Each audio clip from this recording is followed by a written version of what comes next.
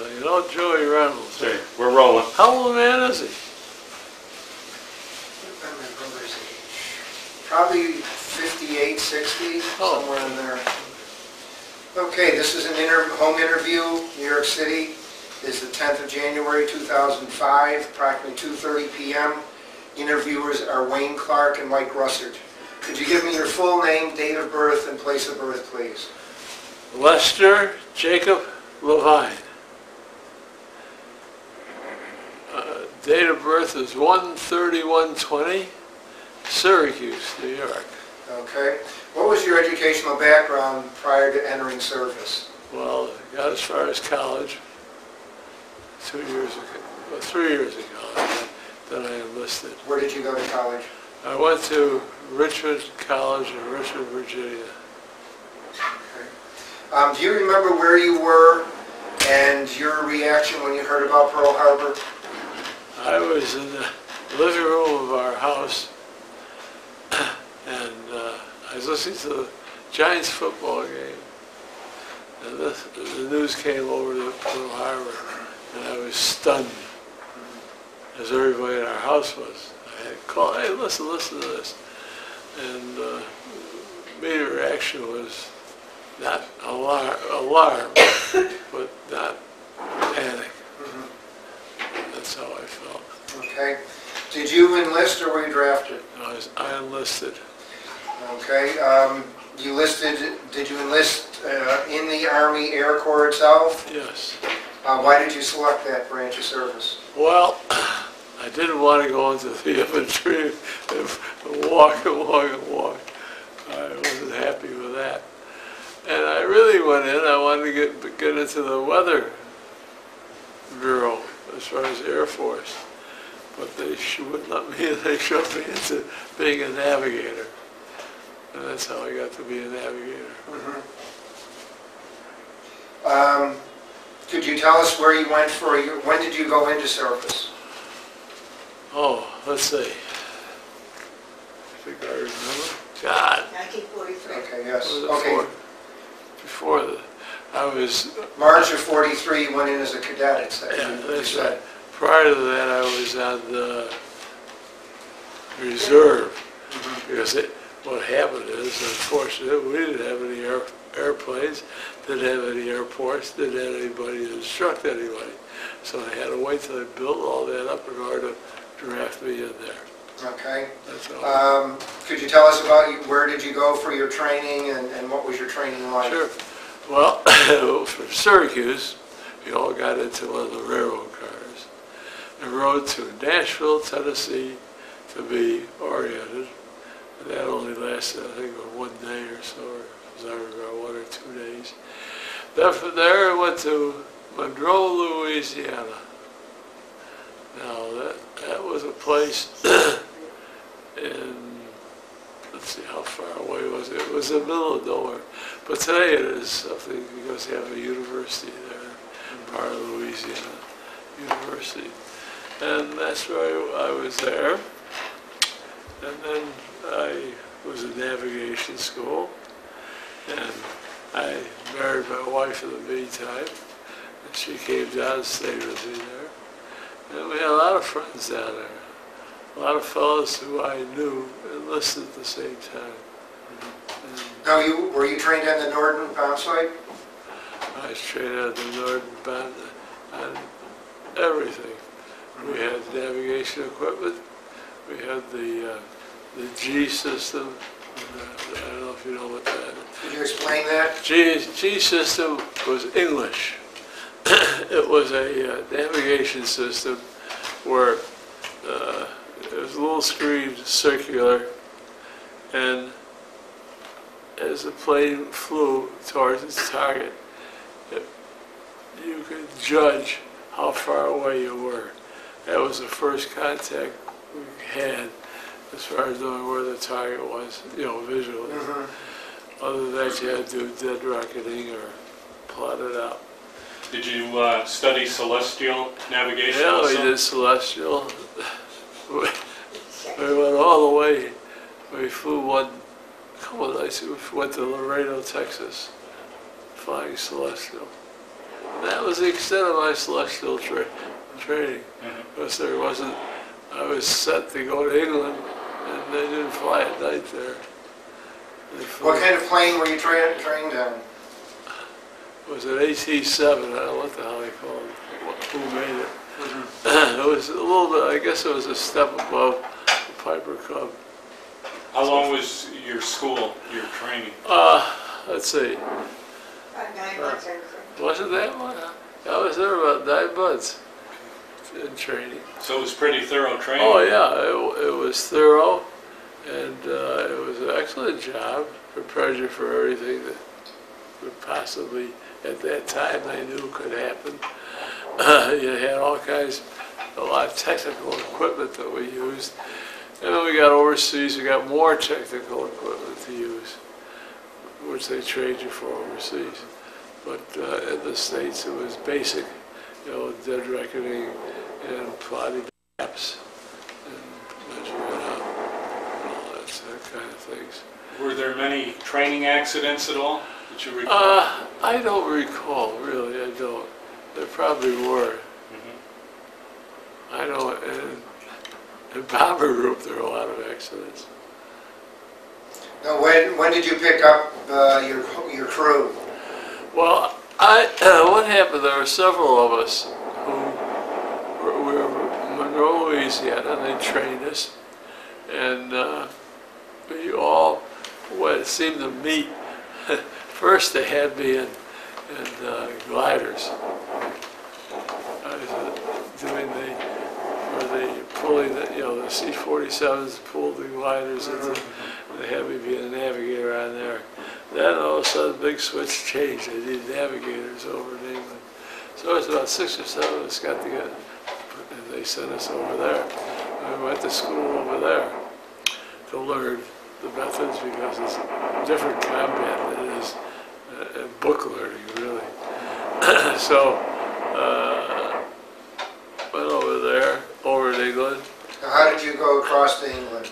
By boat, unfortunately. But I came back by boat too, the same way. They wouldn't give me a ride. Now, when you were in England, were you on the B-17s? I was up there beside us, the B-17s. So they sent individuals to various crews, because the crews are getting pretty shot. At that period of time, if you look back in the history of the war, the crews are getting pretty well shot up. A lot of them were shot down, shot up. A lot of fellows got hurt, and they were replacing them and making crews, what's on the ground, put them together. And that's how I got a crew. So you went into a crew in England? That was there already. And I flew with that crew, I think about 14 missions. And then their time was up. They flew at 35, so I had to go find another one. And that's how I went. I flew 3 different crews. And they were all excellent men and capable. I didn't have any fears with them. And Now, do you remember the names of the planes you were on? well, I only flew, I'll tell you, what I have here.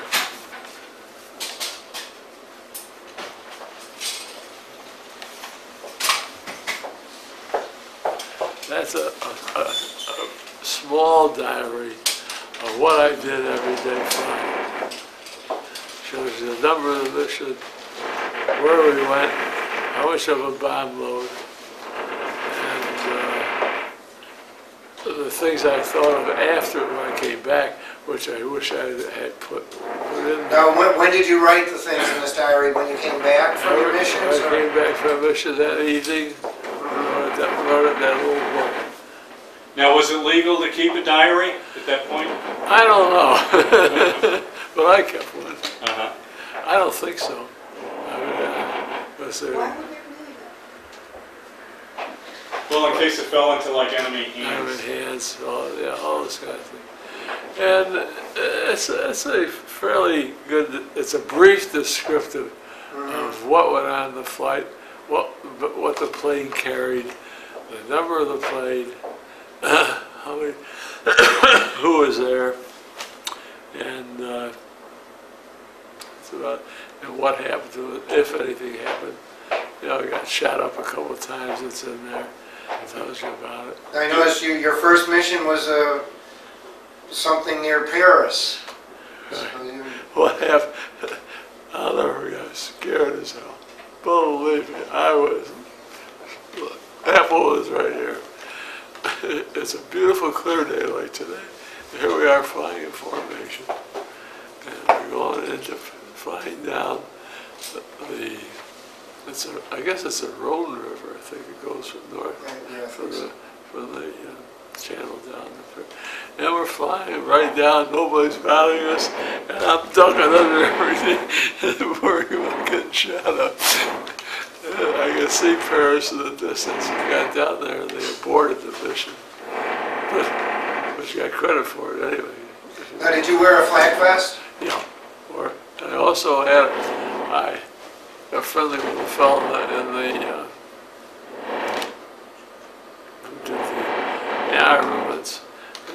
They had a piece of steel plating. I got a piece of that, which I carried and sat on. So I should have found it. And then what you did, you know, the navigators, they had all the book bag. I had a book bag and books and everything else you had to carry. So I used to pile them up on the side of the plane.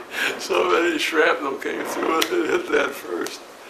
Oh yeah, we did a lot of things to protect ourselves. But that book, you can read it and take it wherever. Do you want to tell us about one of the missions where you were shot up? Well, I can't remember. I have to refer to the book. But there's one there. I know we got shot up a couple of times where he had to come back alone.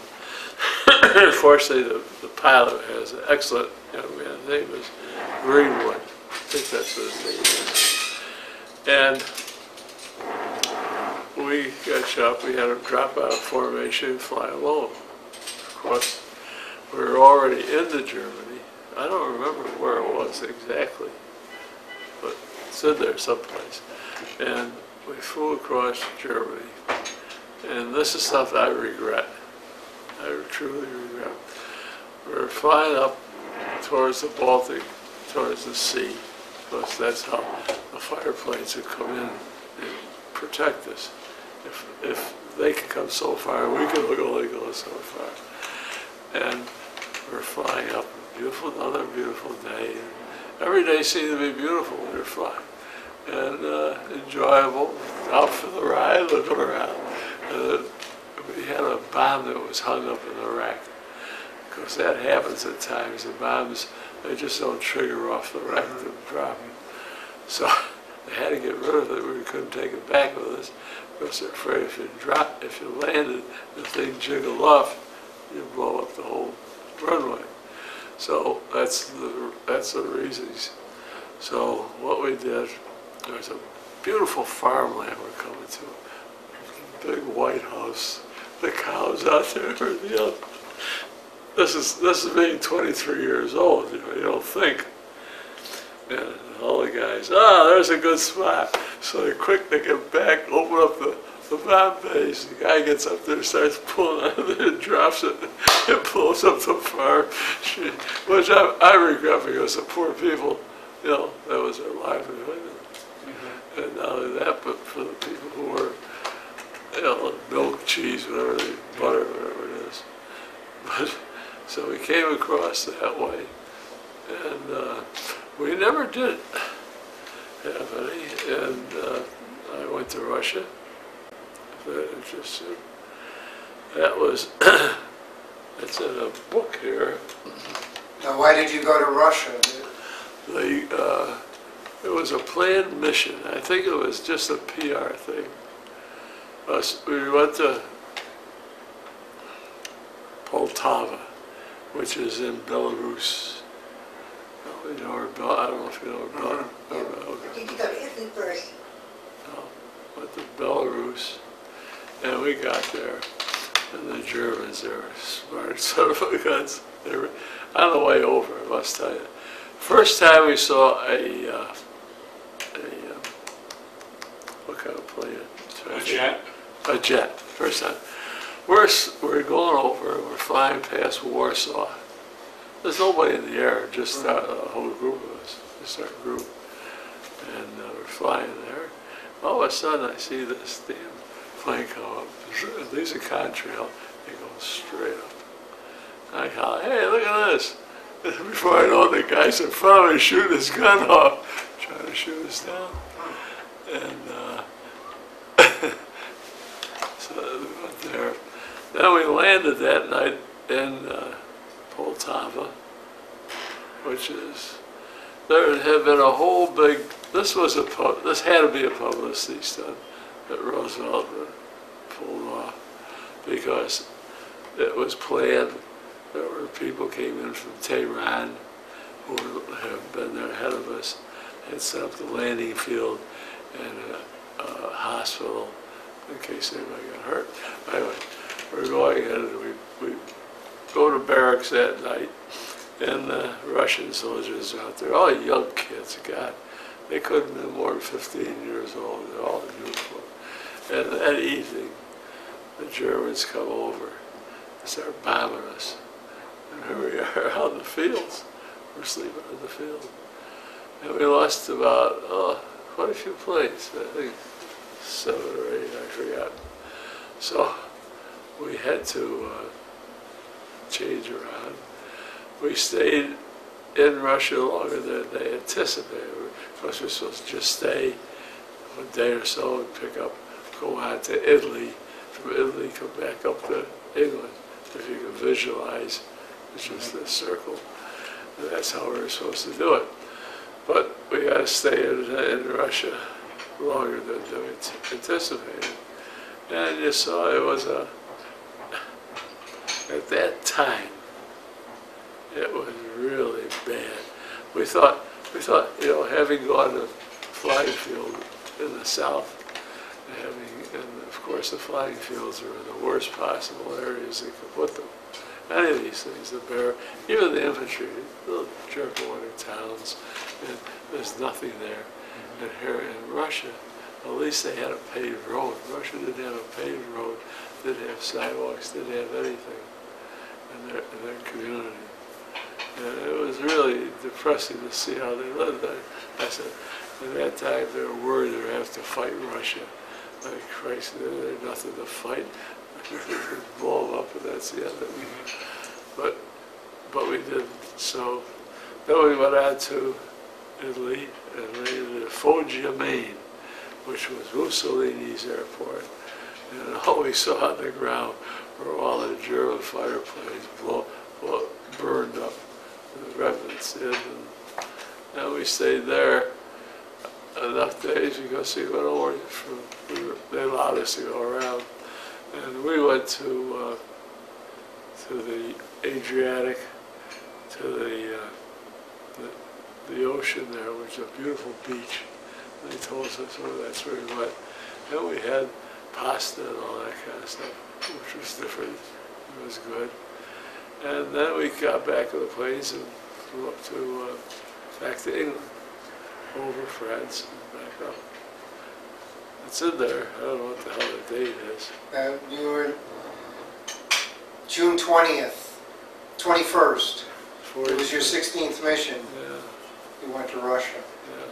So you carried a bomb load too then? Oh yeah, we dropped. We carried. What happened was a diversion. We were in a diversion. The rest of the Air Force went to Berlin, and we went south of Berlin. Is the name of a town? Ruhlland. Ruhlland. Yeah, R-U-H-L-A-N-D. It's a oil refinery yes. place. And we moved out of and went by. But there's so many, I think back, God, there's so many things we did and saw and were involved in. And you think of it today, and try to compare it with what's going on and overseas now. It's completely different. Mm-hmm. It's a different war. Ours was a lot of fun. It really was. We lost planes and we lost guys, believe me.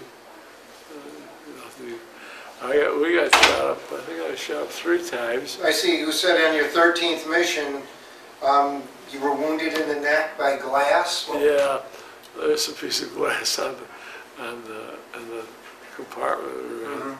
It hit me in the neck. That's about Was it from shrapnel flying? No, just hit, the shrapnel went through it, hit that. I see.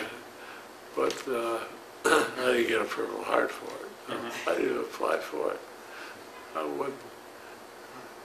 But a lot of guys try to, but never mind.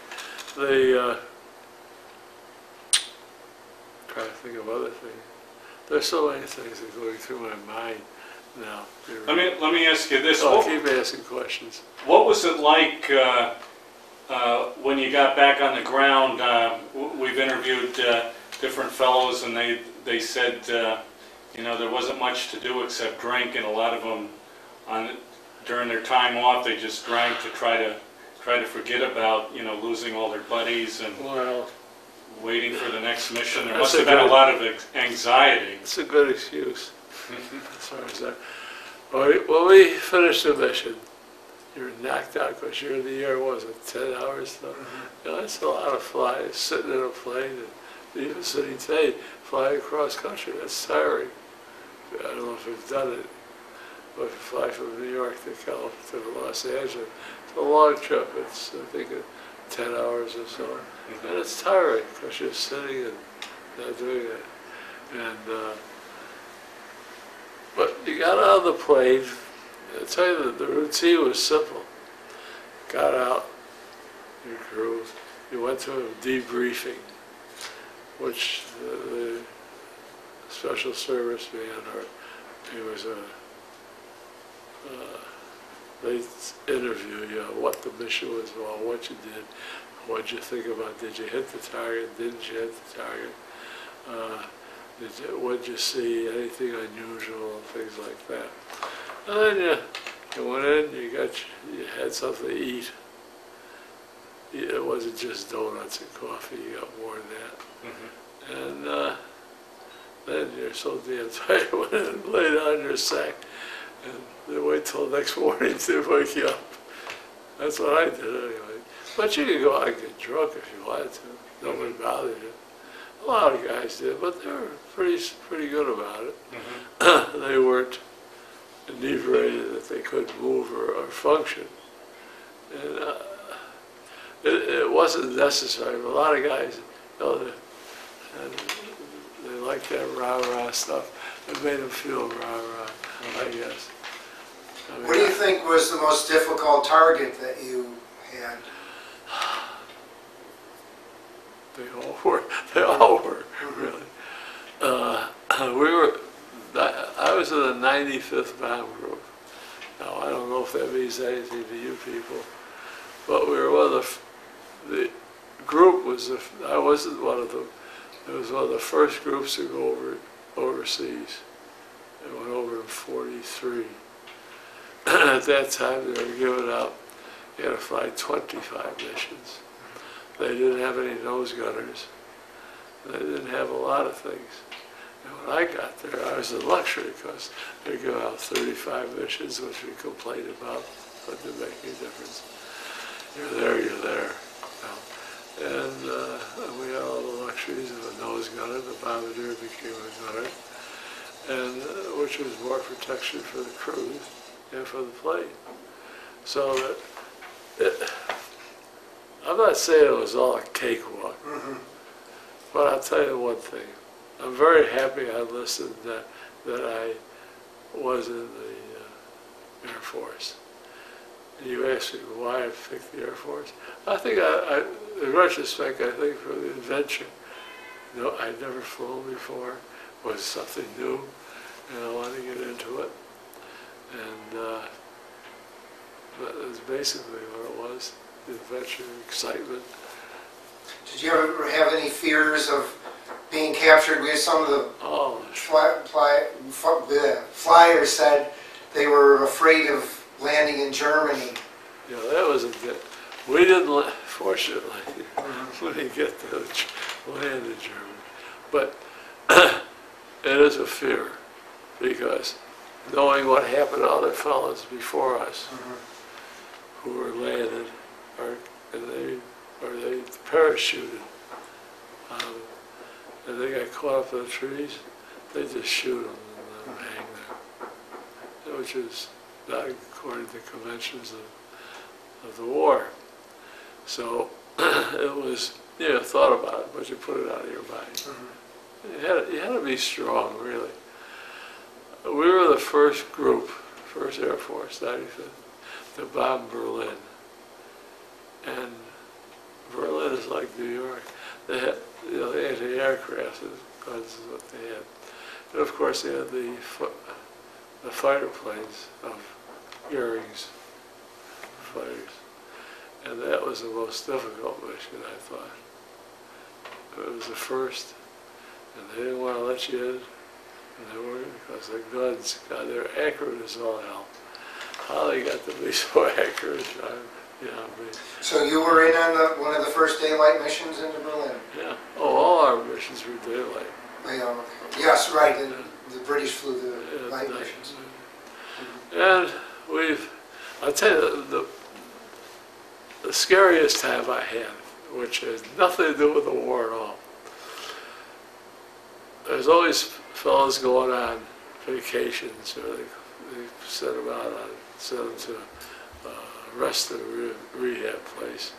They had enough, they flew maybe 15 missions, and okay, you can go rehab. So somebody had to take them to the place. So one day, one Sunday, myself, I think his name was Brandon. He was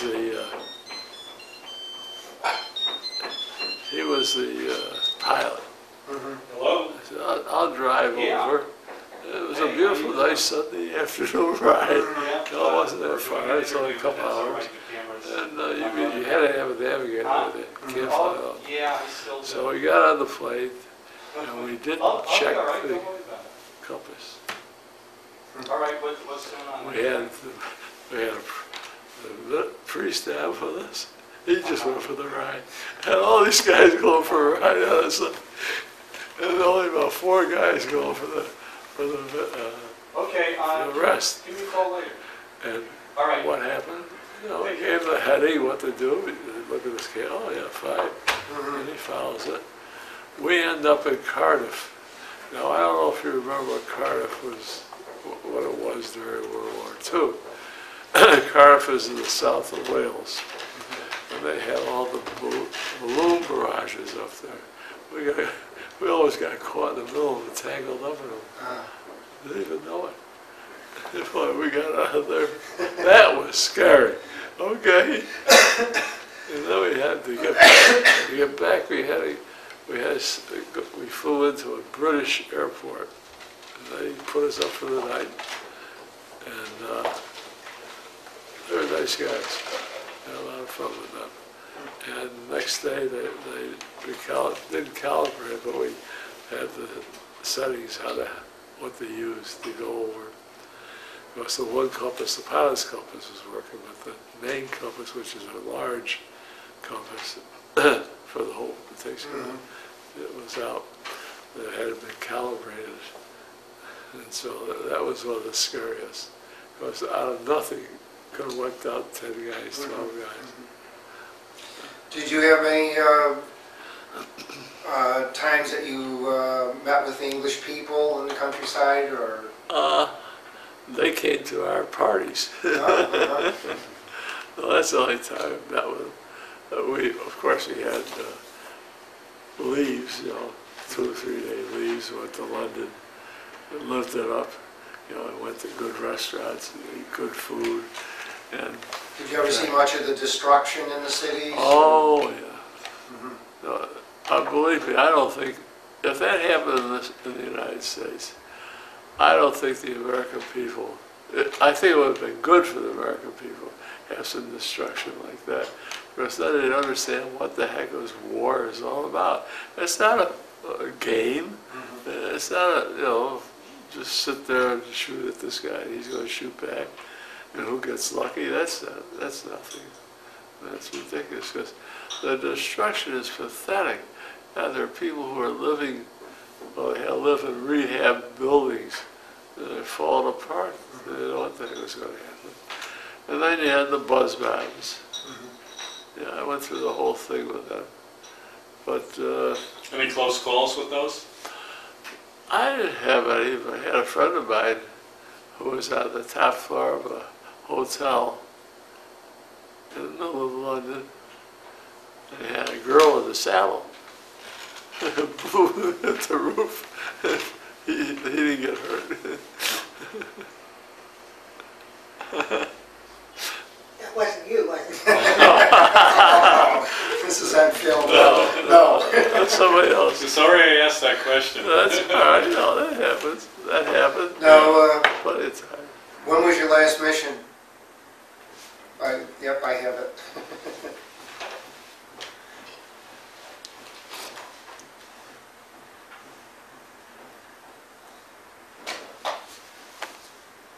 Okay, September 8th, 1944. Yeah, And you said last mission, glad to be finished. yeah. We all felt that way. Mhm. No, you're finished. And, So you must have left the crew then because yeah. you had more Yeah, missions than yeah, them. Oh, yes, I have more. So you took a ship back to the Yeah, States. I didn't come back until January. Was it January or February?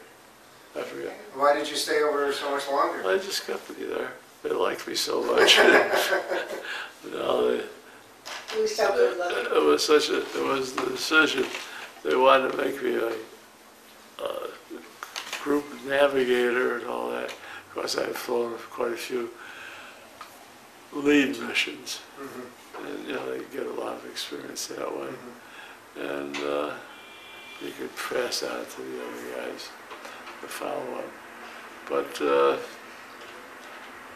I'll tell you what, it's the greatest thing that ever happened to me. The greatest adventure I'll ever have. And I wish there were other people could do it, not get hurt, just to go through it and see what the heck it's all about, what you have to do and how you have to do it. Because it's not easy. It's glamorous. It sounds great, and the girls are chasing the girls, and the girls are chasing you, and the guys are running around, and all kinds of crazy things going on. They take a jeep and go out. I know a damn thing about hunting grouse. You know what that is? Yes. A little bird. Mhm. Yeah, this fellow who was a commander, he was a major. He used to take one of the jeeps, put the windshield up, take a shotgun, and go out in the fields, widen fields, and shoot the birds. Crazy, you know? Let me ask you one question. Did you keep your flight jacket? No, I didn't. I gave it to my ex-son-in-law. I don't know what it is. Did you ever decorate it at all? Was it decorated? No, it wasn't. It just had my name on it. Mhm. I never, huh? Your medals are, got it. Now, I noticed you received the Distinguished Flying Cross. Was that for a particular mission or? Well, what they did, you got the gold, the air medal Mhm. for flying 5 missions in a row. Mhm. And when you flew 25, you know, you got the Okay. This is, Do you want? that's the cross. We'll have him hold that up. Okay. you got the air medal, and then you got clusters. Every 5 missions, you got another cluster. And once you get to be 5 of them on your ribbon, they give you the distinguished set. Okay, do you want to hold that up in front of you? If you, Wayne can just focus on it if you just hold it in front of you. Oh, that looks, I'm getting a little glare. If you can just Tilt it. change the angle a little bit. Which- Okay, that's perfect right there. Okay. Now, when you came back to the States, were you discharged right away, or did you do some ended up training others here? This was, what was it? went to rehab. Yeah, what year? That was in 40, you said in 7:45 you were out of service, Yeah, okay. so, We went to Atlantic City. That's interesting. That's all about our group. Atlantic City for rest of rehabilitation. I got to Atlantic City, the doctor says, hey, he's got spinal meningitis, which I didn't have. But that scared the hell out of us. And I had yellow jaundice. So I went to the hospital there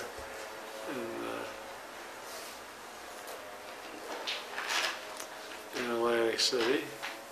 And excuse me, pardon me. Actually, we'll have you hold that photo up too. It's got some interesting shots and paper. I'd like you to hold this up in front of you so we can focus on that. Oh, see what I look like then? Yes. Then and now, huh? Without the head, I got more hair too. Now, when and where was that taken? I don't know. Well, just- when you came home? No, I think it was before I left. Had to be taken before we left. Taken at your graduation, perhaps? Yeah. Taken in Monroe, Louisiana. Yeah.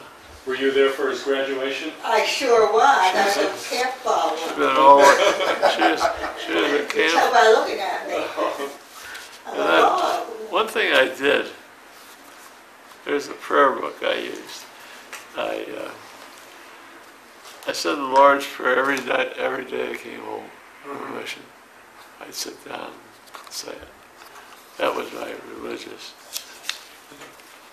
And you know what? Not very nice of doing it again. Let's see what else we Now, after you were discharged, where were you discharged, first of all? Atlantic City. Okay. Yeah. Did you ever make use of the GI Bill? No, damn it. I'm mad. Oh, you know, when you're young and you're so enthusiastic and you want to get going because you say, oh, geez, I got gypped out of 3 years of my life and all these other guys are way ahead of me. If I only thought. We did go up to Harvard. Well, oh yes, I remember, yeah, I forgot about that. When I was in Atlantic City, and they were going through, they took me off of flying status because of, I showed this yellow jaundice. So they gave me non-flying status. And they sent me to Harvard University graduate school for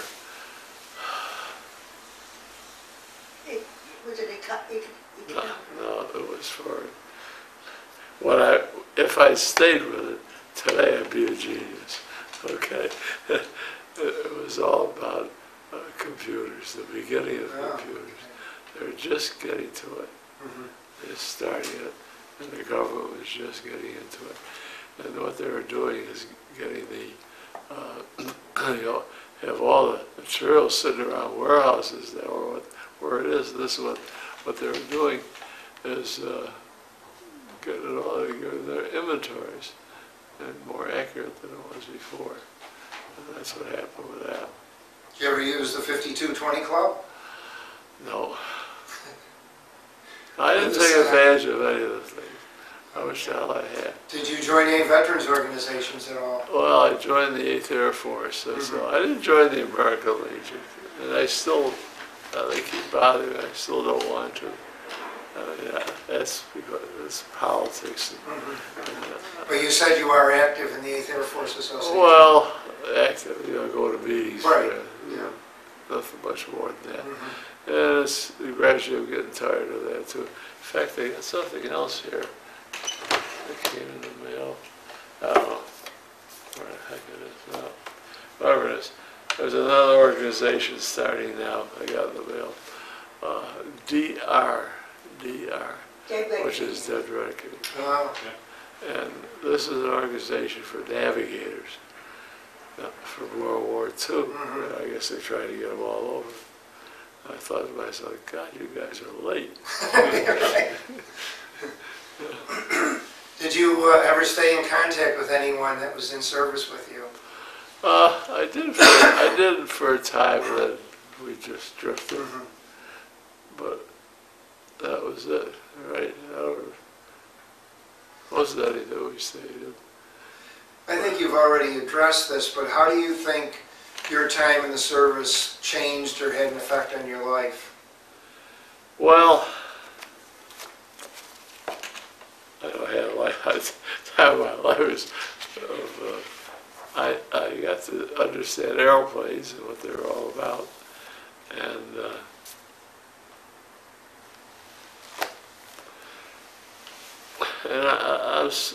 as I say, I'm glad I got through. Was in the Air Force, and glad I got out of the Air Force, all in one piece. No injuries, no nothing, sustained me for the years. I'm going to be 85 in 2 weeks. So I've lived a long time, done a lot. The best part of all, you don't want to know about the fun times. Sure. No, what they used to do, this is overseas. Every Saturday night was a dance. Every night, all the guys used to go up there and get, unless there was a mission the next day, there was no dance, no nothing. But all these guys all went up there, and there's about 5 girls, and you got 50 guys. That was a riot. Were there a lot of fights? No, we only saw, we had one, we were in Monroe, was it? Where the guy shot We were in Mississippi. Mississippi. We were in Grenada, Yeah, we were in Grenada. the officers club. And this was a New Year's Eve. And my wife became the bootlegger. Now, Grenada, Mississippi is about 60 miles from Memphis. And it's the only place you can buy booze for, you know. So she was appointed to go up there with a suitcase and bring back the booze. Right? And I know when I was doing over 20 years old, they gave me a suitcase. And they put me on a bus and said, go to Memphis. So My mother and father never believed it. so she brought back to us. But in the club, there was some, you know what happens? They're married couples like we were. And this one guy thought this other fellow was trying to make time with his wife. He pulls out his 45 and poof, just like that. That was interesting. But he was from where was he from? I think it was Georgia or someplace. That's the custom to that. But it was beautiful, and that was one thing we did. And I'll be honest with you, when I was in training, after I got out of school, they sent us to bases. That's where you say you're supposed to. My first base I went to was a C-47s to carry troop carriers.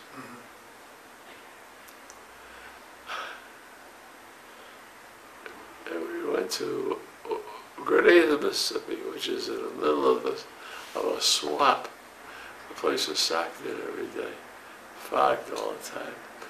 And Senator, I don't know if you remember, Senator Bora,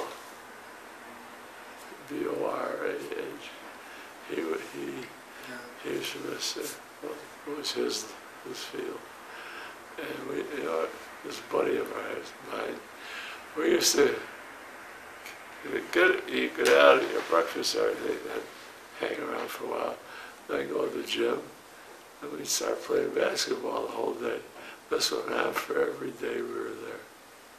No training, no nothing. That's all we did. That was a waste. That had to be. But I could understand the waste now. We weren't prepared for this for World War II. Not at all. I mean, the president got suckered, not suckered, he got stuck. Because they bombed us, we had to retaliate. We didn't have enough planes, we didn't have enough men, we didn't have the generals, we didn't have the ammunition, didn't have anything to counteract it, to go after him. So he was stuck, and he had all these guys drafted. Oh yeah, run the draft, run it, get them in there. As long as you had uniforms, put it on and put them in camp. And they hung around in camp, and unfortunately, these guys sat around all day long, and they didn't have a damn thing to do. And it's not the government's fault, but I can understand it. If you look around, even in the Navy, there were never enough ships to take care of all the guys who were in the Navy.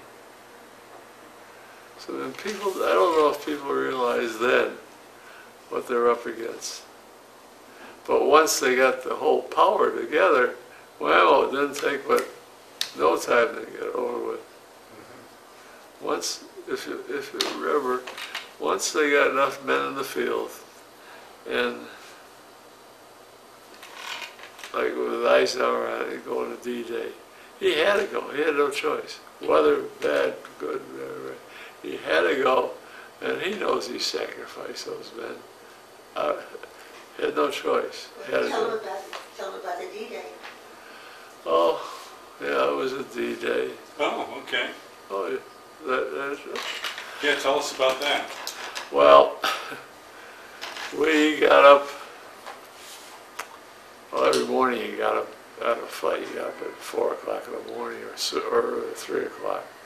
You know, you just got to sleep when you're up.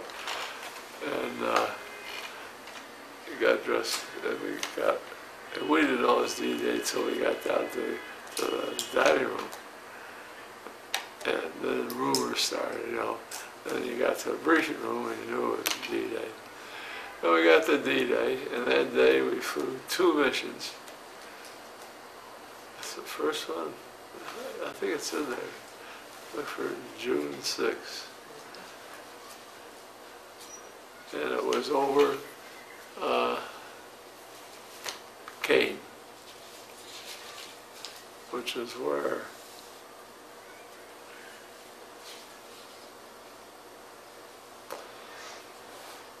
Yes. June 6th, your 9th mission was over Con. Led in 2nd Element, led Squadron, Ship 2447. right. 2 1,000-pound bombs, 12 500-pound bombs. Right. What was your target? That was the enemy behind the lines there. And it was all the blow. Unfortunately, some of the bombs hit some of the GIs too. Not ours, I don't know whose they were. I say that, they could have been ours. But you're flying in at, you're accustomed to flying bombing missions at over 20,000, which could be from 20 to 25. Because the ceiling of the B-17 was about 26,000 feet. Couldn't go up any higher. So, but here you had to go in low, because you had to see what was going on. No imaginary bombing. So, we went in there, and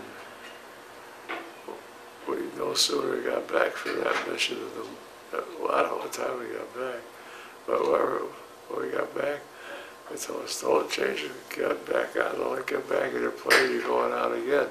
I loaded the plane up with bombs and went right out again. And bombed another area in the same section. And we flew 2 missions that day. We went to Gibraltar, is it? Yeah. Not Gibraltar. What do they call it? It's on the next page. What's it?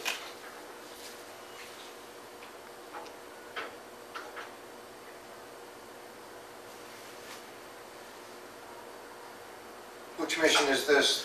The D-Day D-Day. number You 2. got two missions there. Oh, okay. What was that? This one says south of Cherbourg. Cannes again. Oh, yes, okay, sure. Cherbourg. Now, what does it mean PFF? You have that in here. That means that the clear.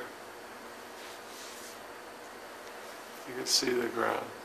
You can see the ground, see what you're on.